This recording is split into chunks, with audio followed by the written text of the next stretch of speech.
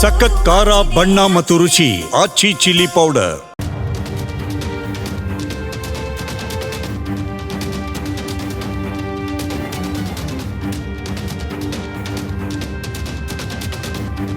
SC, SP ಹಾಗೂ TSP ಯೋಜನೆಗಳಿಗೆ ಮೀಸಲಿಟ್ಟಿದ್ದ ಹಣವನ್ನ ಗ್ಯಾರಂಟಿ ಯೋಜನೆಗಳಿಗೆ ಬಳಸಲಾಗ್ತಾ ಇದೆ ಎಂಬ ಆರೋಪವನ್ನ ಕರ್ನಾಟಕದಲ್ಲಿ ವಿರೋಧ ಪಕ್ಷಗಳು ಮಾಡುತ್ತಲೇ ಬರ್ತಾ ಇವೆ.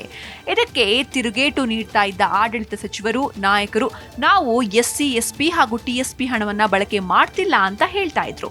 ಆದ್ರೆ ಈಗ ತಮ್ಮ ವರಸೆಯನ್ನ ಬದಲಾವಣೆ ಮಾಡಿರುವ ಸಚಿವರು ಎಸ್ಸಿ, ಎಸ್ಪಿ ಹಾಗೂ ಟಿಎಸ್ಪಿ ಹಣವನ್ನ ಎಸ್ಸಿ, ಎಸ್ಟಿ ಜನಸಂಖ್ಯೆಗೆ ಅನುಗುಣವಾಗಿಯೇ ಗ್ಯಾರಂಟಿ ಯೋಜನೆಗಳ ಒಟ್ಟು ವೆಚ್ಚದಲ್ಲಿ ಎಸ್ಸಿ, ಎಸ್ಪಿ, ಟಿಎಸ್ಪಿಯಿಂದ ಹಣವನ್ನ ಇದೇ ಅನುಪಾತ ನೀಡ್ತಿದ್ದೇವೆ ಅಂತ ಹೇಳ್ತಿದ್ದಾರೆ. ಈ ಕುರಿತಂತೆ ಬೆಳಗಾವಿಯಲ್ಲಿ ನಡೆಯುತ್ತಿರುವ ಸದನದಲ್ಲಿ ವಿವರಣೆ ನೀಡಲಾಗಿದ್ದು, ಗ್ಯಾರಂಟಿ ಯೋಜನೆಗಳಿಗೆ ಎಷ್ಟು ಹಣ ತೆಗೆದುಕೊಳ್ಳಲಾಗಿದೆ ಅಂತ ಅಂಕಿ ಅಂಶಗಳ ಸಮೇತ ನೀಡಿದ್ದಾರೆ. ಎಸ್ಸಿ, ಎಸ್ಟಿ ಅಭಿವೃದ್ಧಿ ಹಣವನ್ನ ಗೃಹಲಕ್ಷ್ಮಿ ಶಕ್ತಿಗೆ ತಿರುಗಿಸಿದ ಸರ್ಕಾರ. ಚುಕ್ಕಿ ಗುರುತಿನ ಸಂಖ್ಯೆ 666 ಪ್ರಶ್ನೆಯನ್ನ ಎಂಎಲ್ಸಿ ಹೇಮಲತಾ ನಾಯಕ್ ಅವರು ಕೇಳಿದ್ರು. ಪರಿಷತ್ನಲ್ಲಿ ಮಾತನಾಡಿದ ಹೇಮಲತಾ ನಾಯಕ್ ಅವರು, ಪರಿಶಿಷ್ಟ ಜಾತಿ, ಪರಿಶಿಷ್ಟ ಪಂಗಡದ ಪ್ರತಿಯೊಬ್ಬರೂ ಸಾಮಾಜಿಕ ಮತ್ತು ಆರ್ಥಿಕವಾಗಿ ಬೆಳವಣಿಗೆ ಆಗಬೇಕು ಎಂಬ ಉದ್ದೇಶದಿಂದ ಈ ಹಿಂದೆ ಕೇಂದ್ರ ಸಚಿವರಾಗಿದ್ದ ಕೆಆರ್ ನಾರಾಯಣ್ ಅವರು ಎಸ್ಸಿ, ಎಸ್ಪಿ, ಟಿಎಸ್ಪಿ ಹಣವನ್ನ ಎಸ್ಸಿ, ಎಸ್ಟಿ ಸಮುದಾಯಗಳ ಜನರ ಅಭಿವೃದ್ಧಿಗೆ ಹೇಗೆ ಇಡಬೇಕು, ಎಷ್ಟು ಇಡಬೇಕು ಹಾಗೂ ಬೇರೆ ಯಾವುದಕ್ಕೂ ಬಳಕೆ ಮಾಡಬಾರದು ಎಂಬ ಉದ್ದೇಶದಿಂದ ಕಾಯ್ದೆಯನ್ನ ಮೊದಲು ತಂದಿದ್ರು. ಇದಾದ ಬಳಿಕ ಈ ಕಾಯ್ದೆಯನ್ನ ತಂದಿದ್ದು ನಾನು ಅಂತ ಸಿಎಂ ಸಿದ್ದರಾಮಯ್ಯ ಅವರು ಹೇಳ್ಕೊಂಡಿದ್ರು. ಇದನ್ನ ಪಕ್ಕಕ್ಕಿಟ್ರೆ ಇಲ್ಲಿ ಎಸ್ಸಿ, ಎಸ್ಪಿ, ಟಿಎಸ್ಪಿ ಹಣದಲ್ಲಿ ಪ್ರತಿ ಬಾರಿಯೂ ಒಂದೊಂದು ಲೆಕ್ಕವನ್ನ ಕೊಡ್ತಿದ್ದಾರೆ. ಇವತ್ತು ನಾನು 2023-24, 2024-25 ಮತ್ತು 2025-26 ಸಾಲಿನಲ್ಲಿ ಪರಿಶಿಷ್ಟ ಜಾತಿ ಮತ್ತು ಪಂಗಡಗಳಿಗೆ ಮೀಸಲಿಟ್ಟ ಹಣ ಎಷ್ಟು ಅಂತ ಕೇಳಿದ್ದೆ. ಇದಕ್ಕೆ ಸಚಿವರು ಉತ್ತರ ಕೊಟ್ಟಿದ್ದಾರೆ ಎಂದಿದ್ದಾರೆ. ದುರ್ಬಳಕೆ ಆಗಿಲ್ಲ ಎಂದ ಸರ್ಕಾರ. ಆದರೆ ಅನುದಾನ ಕೊಟ್ಟಷ್ಟು ಹಣ ಇಲ್ಲಿ ಖರ್ಚು ಆಗಿಲ್ಲ. ಉದಾಹರಣೆಗೆ ಬೋವಿ ಅಭಿವೃದ್ಧಿ ನಿಗಮದಲ್ಲಿ ಬಹಳಷ್ಟು ಹಣ ವ್ಯತ್ಯಾಸ ಕಂಡು ಬರ್ತಾ ಇದೆ. ಯಾಕಂದ್ರೆ ಇಲ್ಲಿ 10 ಕೋಟಿ ರೂಪಾಯಿ ಅನುದಾನ ಕೊಟ್ಟರೆ 25% ಮಾತ್ರ ಬಳಕೆ ಮಾಡಿದ್ದಾರೆ, 75% ಹಣ ಖರ್ಚು ಮಾಡಿಲ್ಲ. ಹೀಗೆ ಬಹಳಷ್ಟು ವ್ಯತ್ಯಾಸ ಕಂಡು ಬರ್ತಾ ಇದೆ ಅಂತ ಹೇಳಿದ್ರು. ಇದಕ್ಕೆ ಉತ್ತರಿಸಿದ ಸಮಾಜ ಕಲ್ಯಾಣ ಇಲಾಖೆ ಸಚಿವ ಮಹದೇವಪ್ಪ, ಇಲ್ಲಿ ಕೊಟ್ಟಿರುವ ಹಣ ಖರ್ಚಾಗಿಲ್ಲ ಅಂದ್ರೆ ಕ್ಯಾರಿ ಫಾರ್ವರ್ಡ್ ಆಗುತ್ತೆ. ಹಿಂದಿನ ವರ್ಷಗಳಿಗೆ ಹೋಲಿಕೆ ಮಾಡಿದ್ರೆ ಈಗ ನಾವು ಗುರಿಯನ್ನ ತಲುಪಿದ್ದೇವೆ ಅಂತ ಸ್ಪಷ್ಟನೆ ನೀಡಿದ್ರು. ಆದರೆ ಸಚಿವರ ಉತ್ತರಕ್ಕೆ ಸಮಾಧಾನಗೊಳ್ಳದ ಹೇಮಲತಾ ನಾಯಕ್ ಅವರು, ಇವರು ಶಕ್ತಿ ಯೋಜನೆಯಲ್ಲಿ 2025-26 ಸಾಲಿನಲ್ಲಿ 183.25 ಕೋಟಿ ಉಚಿತ ಟಿಕೆಟ್ ನೀಡಿದ್ದೇವೆ ಅಂತ ಹೇಳಿದ್ದಾರೆ. ಆದರೆ ಇದರಲ್ಲಿ ಟಿಕೆಟ್ ನೀಡೋವಾಗ ಜಾತಿ ನೋಡಿ ಟಿಕೆಟ್ ನೀಡ್ತಾ ಇದ್ದೀರಾ?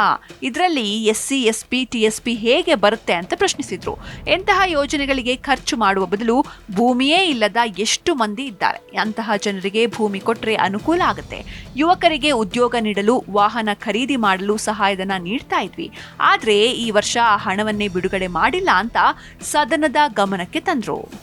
ಇನ್ನು ಕರ್ನಾಟಕದಲ್ಲಿ ಕಾಂಗ್ರೆಸ್ ಸರ್ಕಾರ 5 ಗ್ಯಾರಂಟಿ ಯೋಜನೆಗಳಿಗೆ ಎಸ್ಸಿ, ಎಸ್ಪಿ ಅಂದ್ರೆ ಸ್ಕೆಡ್ಯೂಲ್ಡ್ ಕಾಸ್ಟ್ ಸಬ್ ಪ್ಲಾನ್ ಮತ್ತು ಟಿಎಸ್ಪಿ ಅಂದ್ರೆ ಟ್ರೈಬಲ್ ಸಬ್ ಪ್ಲಾನ್ ಅಡಿಯಲ್ಲಿ ಮೀಸಲಿಟ್ಟ ಹಣವನ್ನ ಬಳಸಿಕೊಳ್ಳಲಾಗಿದೆ ಎಂಬ ಪ್ರಶ್ನೆಗೆ ಸರ್ಕಾರ ಉತ್ತರ ನೀಡಿದೆ. 25,909 ಕೋಟಿ ಎಸ್ಸಿ, ಎಸ್ಪಿ, 11,273 ಕೋಟಿ ಟಿಎಸ್ಪಿ ಗ್ಯಾರಂಟಿಗಳಲ್ಲಿ ವೆಚ್ಚ. ಎಸ್ಸಿ ಮತ್ತು ಎಸ್ಟಿ ಜನಸಂಖ್ಯೆಯ ಅನುಪಾತದಲ್ಲೇ ಗ್ಯಾರಂಟಿ ಯೋಜನೆಗಳಲ್ಲಿ ಹಣ ವಿತರಣೆಯಾಗ್ತಾ ಇದೆ. ಯಾವುದೇ ದುರ್ಬಳಕೆ ಆಗಿಲ್ಲ ಅಂತ ಸರ್ಕಾರ ಸ್ಪಷ್ಟಪಡಿಸಿದೆ. 2023ರಿಂದ 2025 ನವೆಂಬರ್ವರೆಗೆ 5 ಗ್ಯಾರಂಟಿ ಯೋಜನೆಗಳಿಗೆ ಎಸ್ಸಿ, ಎಸ್ಪಿ, ಟಿಎಸ್ಪಿ ನಿಧಿಯಿಂದ ಬಿಡುಗಡೆಯಾದ ಮೊತ್ತದ ಅಧಿಕೃತ ಅಂಕಿ ಅಂಶಗಳು ಈ ಕೆಳಗಿನಂತಿವೆ. ಗೃಹಲಕ್ಷ್ಮಿ ಗ್ಯಾರಂಟಿ ಯೋಜನೆಗೆ ಎಸ್ಸಿ, ಎಸ್ಪಿ ನಿಧಿಯಿಂದ 14,743 ಕೋಟಿ, ಟಿಎಸ್ಪಿಯಿಂದ 6,317 ಕೋಟಿ, ಒಟ್ಟಾರೆಯಾಗಿ 21,060 ಕೋಟಿ ರೂಪಾಯಿಗಳು. ಅನ್ನಭಾಗ್ಯ ಯೋಜನೆಗೆ ಎಸ್ಸಿ, ಎಸ್ಪಿಯಿಂದ 3,701 ಕೋಟಿ, ಟಿಎಸ್ಪಿಯಿಂದ 1,584 ಕೋಟಿ, ಒಟ್ಟು 5,285 ಕೋಟಿ ರೂಪಾಯಿ. ಗೃಹಜ್ಯೋತಿ ಯೋಜನೆಗೆ ಎಸ್ಸಿ, ಎಸ್ಪಿಯಿಂದ 4,562 ಕೋಟಿ, ಟಿಎಸ್ಪಿಯಿಂದ 2,076 ಕೋಟಿ, ಒಟ್ಟು 6,638 ಕೋಟಿ ರೂಪಾಯಿ. ಶಕ್ತಿ ಯೋಜನೆಗೆ ಎಸ್ಸಿ, ಎಸ್ಪಿಯಿಂದ 2,701 ಕೋಟಿ, ಟಿಎಸ್ಪಿಯಿಂದ 1,215 ಕೋಟಿ, ಒಟ್ಟು 3,916 ಕೋಟಿ. ಯುವ ನಿಧಿಗೆ ಎಸ್ಸಿ, ಎಸ್ಪಿಯಿಂದ 202 ಕೋಟಿ, ಟಿಎಸ್ಪಿಯಿಂದ 81 ಕೋಟಿ, ಒಟ್ಟು 283 ಕೋಟಿ ರೂಪಾಯಿ.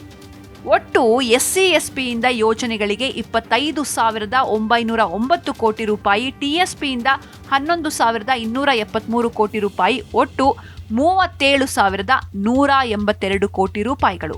ಸರ್ಕಾರದ ವಿವರಣೆ ಪ್ರಕಾರ ಕರ್ನಾಟಕದಲ್ಲಿ SC ಜನಸಂಖ್ಯೆ ಸುಮಾರು 18ರಿಂದ 19% ಮತ್ತು ST ಜನಸಂಖ್ಯೆ ಸುಮಾರು 7ರಿಂದ 8% ಅಷ್ಟಿದೆ. ಗ್ಯಾರಂಟಿ ಯೋಜನೆಗಳ ಒಟ್ಟು ವೆಚ್ಚದಲ್ಲಿ SC/SP TSPನಿಂದ ಬಂದ ಹಣವು ಇದೇ ಅನುಪಾತದಲ್ಲಿದೆ. ಉದಾಹರಣೆಗೆ ಗೃಹಲಕ್ಷ್ಮಿ ಯೋಜನೆಯಲ್ಲಿ SC ಮಹಿಳೆಯರಿಗೆ 18.5% ಮತ್ತು ST ಮಹಿಳೆಯರಿಗೆ 7.9% ಹಣ ತಲುಪಿದೆ. ಇದು ಜನಸಂಖ್ಯಾ ಅನುಪಾತಕ್ಕೆ ತಾಳೆಯಾಗುತ್ತೆ.